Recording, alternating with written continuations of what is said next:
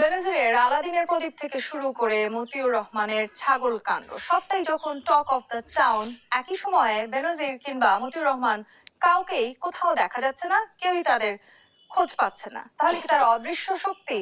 এমনকি খোদ ইমিগ্রেশন থেকে শুরু করে সরকারের উচ্চ পর্যায়ে অর্থাৎ মন্ত্রী পর্যন্ত কেউই জানেন না তারা কোথায় আছেন। তার মানে বাংলাদেশে আসলে নতুন কি ট্রেন্ড চালু হলো? আপনি সীমাহীন দুর্নীতি করবেন এবং এরপর আপনি একেবারে বাধাহীন ভাবে পালিয়ে যাবেন।